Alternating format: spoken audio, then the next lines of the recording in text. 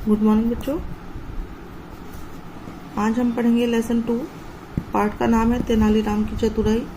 ये लेसन मैंने आपको क्लास में भी पढ़ाया था, है ना, लेकिन कुछ बच्चे नए आए हैं, न्यू स्टूडेंट, उनका कुछ न्यू स्टूडेंट आए हैं, उनका जो ये लेसन छूट गया था, इसलिए दोबारा पढ़ा रही हूँ। देख लीजिए,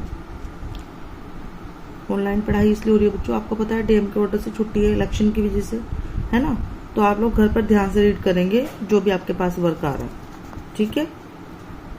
पार्ट 2 है तेनालीराम की चतुराई। तेनालीराम आप जानते हो बच्चों, कौन थे तेनालीराम?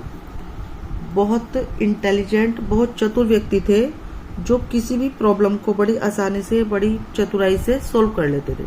वो कभी परेशान नहीं होते थे। वो एक राजा थे, कृष्णदेव राय, उनके दरबार में मंत्री थे, ठीक है, लेकिन बहुत ज्यादा इंटेलिजेंट थे।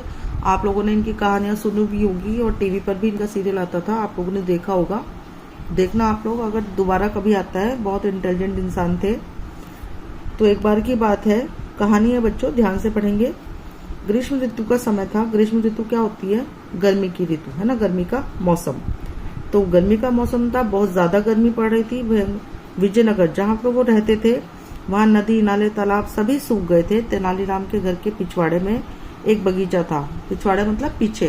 तेनालीराम के घर के पीछे एक बगीचा था, वह भी सूख गया था। तो बगीचे के अंदर एक कुआं था जिसका पानी काफी नीचे चला गया था।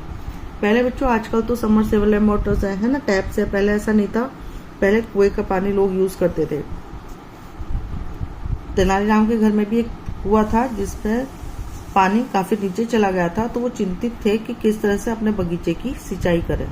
पौधों को पानी डालना होता है ना, ऐसे पेड़ों को पानी डालना होता है ना। बगीचा मतलब आंगन था छोटा सा, जिसमें तेनालीराम ने पेड़ पौधे लगाए हुए थे, फूल लगाए हुए थे।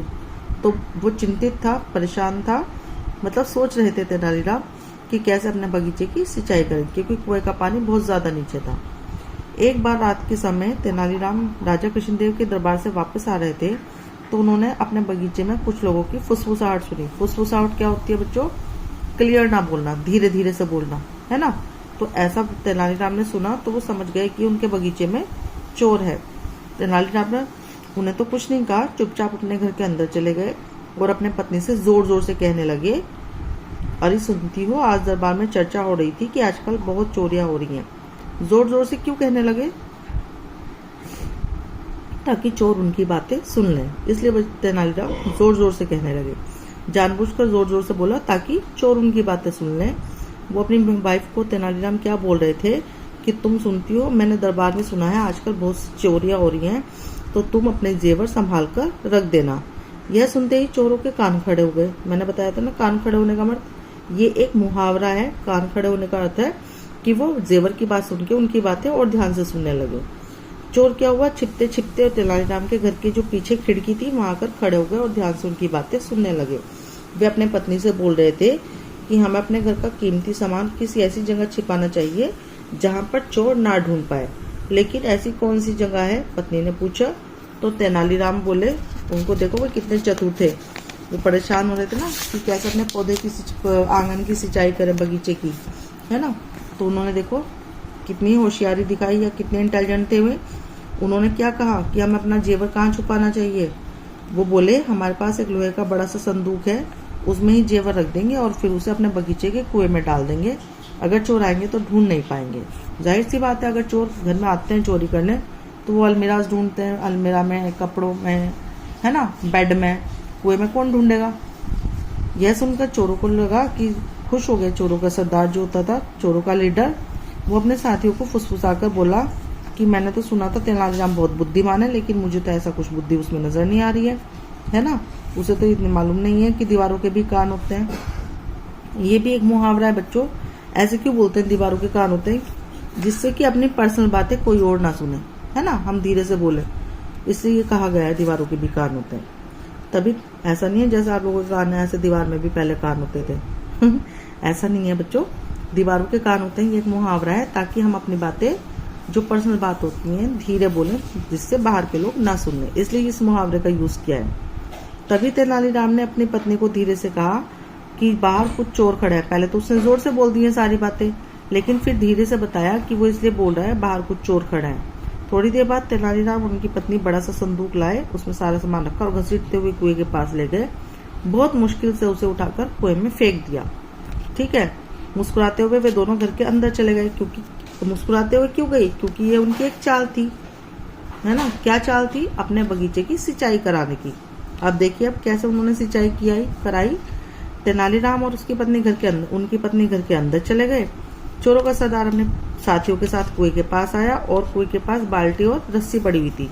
कुएं से पानी निकालते हैं, आपने टीवी में देखा होगा बच्चों, बाल्टी रस्सी में बांधकर कुएं के अंदर डाल देते हैं और फिर उसको भरकर रस्सी से वापस खींचते हैं।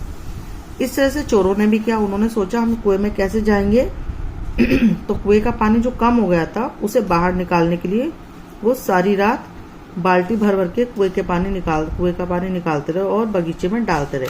इस तरह से क्या हो गया, बगीचे में सारा पानी बहकर क्यारियों की ओर जाने लगा और तेनालीराम के बगीचे की सिंचाई हो गई। धीरे धीरे पूरी रात बीत गई। सुबह होने लगी तो चोर रस्सी के सहारे सुबह होते होते उनके सारा पानी कुएं से निकाल दिया। तेनालीराम के बगीचे की सिंचाई हो गई, है ना। उसके बाद चोर रस्सी से कुएं के अंदर गए और उन्होंने बहुत मुश्किल से उस बॉक्स को बाहर निकाला। संदूक क्या होता है बच्चों? लोहे का या लकड़ी का बड़ा सा बॉक्स होता है। उसको बाहर निकाला तो जब उन्होंने बाहर निकाल के संदूक को देखा ताला तोड़कर, तो अरे ये क्या, उसके अंदर तो चक्की के 2 पार्ट रखे थे। चक्की क्या होती है बच्चों?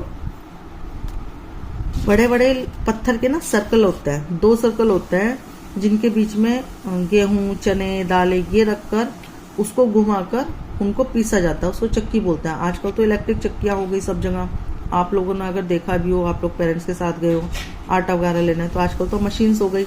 आज पहले हाथ से चलाते थे। ऐसे 2 सर्कल होते थे, उनके साइड में एक लकड़ी का डंडा लगा होता था जिसको घुमाकर अनाज या चावल या दाल जो भी पीसना होता था वो पीसा जाता था। वो बहुत भारी होते थे। तो तेनालीराम ने चोरों को बेवकूफ बनाने के लिए, ताकि चोर समझे इसमें बहुत सारा धन है, चक्की के वो दोनों पार्ट उसमें रख दिए। अब चोरों का सरदार समझ गया, उसने बोला कि सचमुच तेनालीराम बहुत चतुर है, उसने हमें उल्लू बनाया है, अब तुरंत भाग लो नहीं तो हम पकड़े जाएंगे। तो बच्चों इसलिए इस कहानी से हमें ये शिक्षा मिलती है, अगर कोई और होता तो डर जाता, चोर आ गए क्या करें, पुलिस के पास जाए, भागें, चिल्लाएं। उसने समझदारी से काम लिया, चोरों को बेवकूफ भी बना दिया, अपने घर का जेवर भी बचा लिया और पौधों की सिंचाई भी करा ली, है ना। अब इसका बुक वर्क करेंगे हम।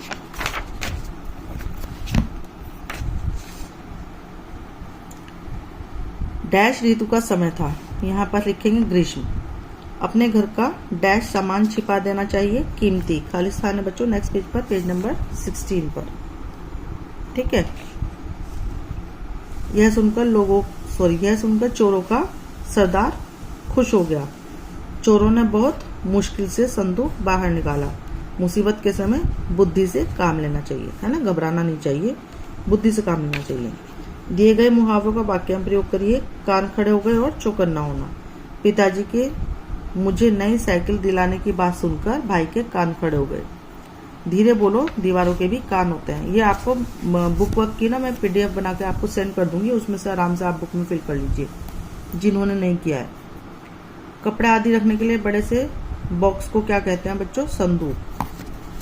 सॉरी ये के नीचे मिस हो गया। सही शब्द को निशान लगाना है। तालाब का समानार्थी, समानार्थ मतलब समान, सेम अर्थ, तड़ाग। तालाब का दूसरा अर्थ है तड़ाग, नदी या नहर नहीं है। कपड़े आदि रखने के लिए बड़े बक्से को क्या कहते हैं? संदूक। बुद्धिमान शब्द का बुद्धिमान शब्द है विशेषण, है ना। तेनालीराम कैसे थे? बुद्धिमान, तो एक विशेषण शब्द है बुद्धिमान। ग्रीष्म का विपरीतार्थ शरद। ग्रीष्म मतलब गर्मी, शरद मतलब सर्दी, विपरीतार्थी मतलब विलोम शब्द। इनमें से शुद्ध शब्द चुनिए। शुद्ध मतलब बच्चों सही। ऋतु, ऋतु और ऋतु तीनों ऋतु हैं, लेकिन सही स्पेलिंग है ऋतु, रस ऋषि वाला। इन शब्दों को जोड़कर लिखना है। फुसफुसाहट, कड़वाहट, लड़खड़ाहट, मुस्कुराहट, घबराहट, छटपटाहट। इसके बाद विलोम शब्द, ये स्त्रीलिंग बनाना है आपको। राजा, रानी, पति, पत्नी, चोर, चोरनी, सरदार, सरदारनी, बुद्धिमान, बुद्धिमानी, सेवक, सेविका। ठीक है, ये बुक वर्क आपको करना है, मैं PDF सेंड कर दूंगी आपको, उसके द्वारा आप लोग ये वर्क कर लीजिए। लेसन ध्यान से रीड करेंगे और ध्यान से समझेंगे। ठीक है, रीड करेंगे ध्यान से पढ़ना बच्चों, अगर आप पढ़ोगे तब लिखना अपना आप आ जाएगा। आप लोग पहले लिखना सीखते हो, लिखने सीखने से लिखना नहीं आएगा। मैंने आपको क्लास में ही बताया था, ज्यादा से ज्यादा रीडिंग करिए, है ना। पढ़ना आएगा तो लिखना अपना आप आएगा। डिक्टेशन वर्ड कभी गलत नहीं होगी। ठीक है बच्चों, thank you, have a nice day.